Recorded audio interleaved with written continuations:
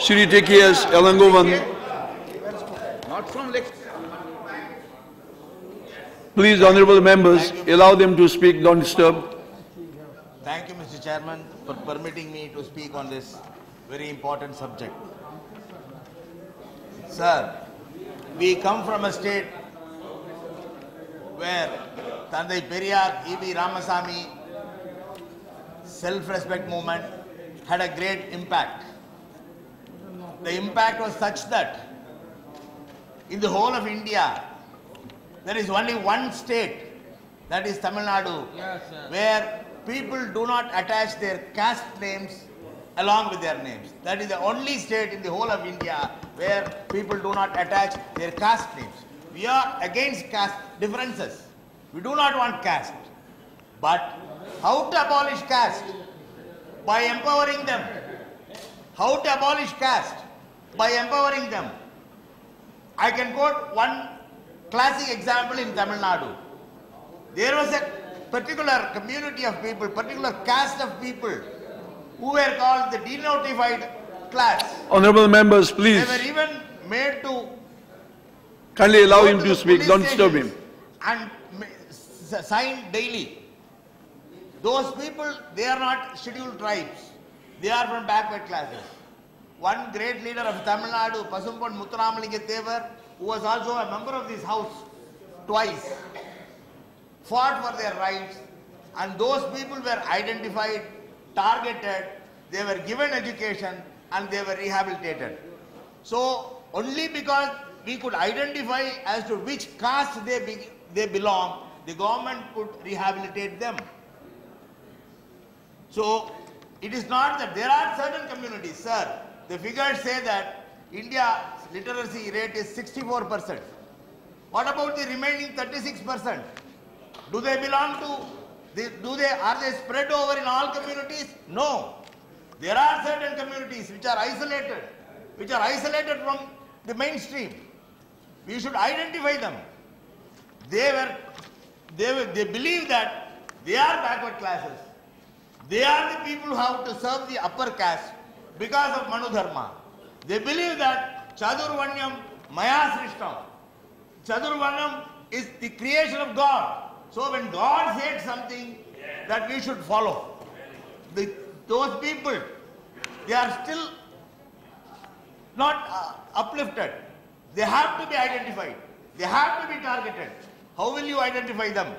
Unless you know their castes. How will you rehabilitate them? Unless you know the caste. Sir, I wish to quote Dr. Ambedkar.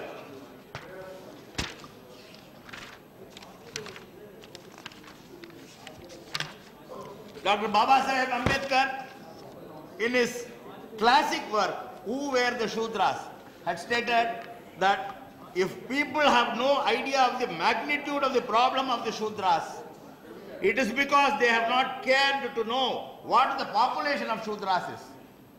Unfortunately, the census does not show their population separately, but there is no doubt that excluding the untouchables, the Shudras form 75 to 80% of the population of Hindus.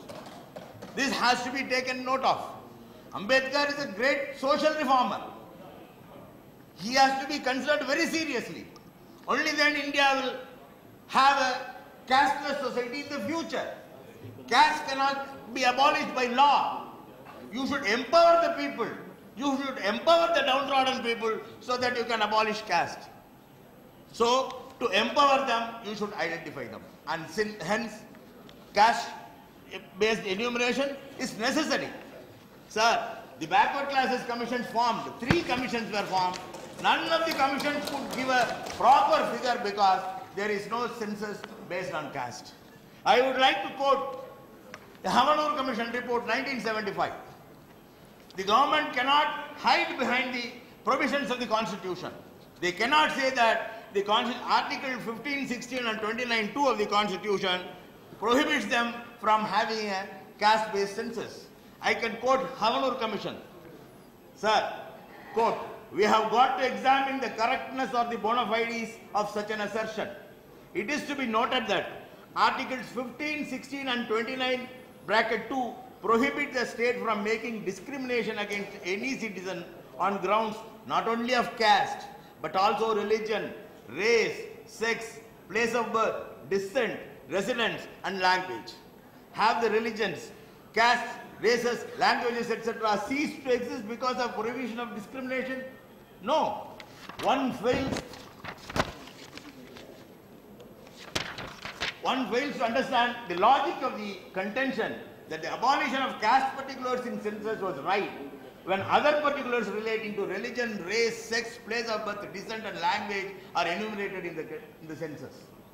The logic or the reason that is applied in the abolition of caste particulars would also have been applied in matters relating to religion, race, sex, place of birth, descent, and language. What is the justification? Just 2 minutes, sir. What is the justification in the enumeration of people on the ground of their place or residence in urban and rural areas? What is the justification in the enumeration of people of their particular descent, like Anglo-Indians? Further, what is the justification to mention the similarly prohibited aspects of religion, race, sex, place of birth, residence, and descent in the birth and death registers, in the admission registers of schools and colleges, and the service registers of government servants? Have they not made people conscious of their religion, sex, race, and language? It is not discriminatory against Hindu caste if particulars of castes are not enumerated. This was a report found from the Havanur Commission in 1975, sir. So the government should consider this to target the people, to target the backward people, to identify the people and to rehabilitate them. Caste-wise enumeration is necessary, and I wish to join the other members of this side in requesting the government to have a caste-wise census, sir. Thank you. Shri Ramchandra.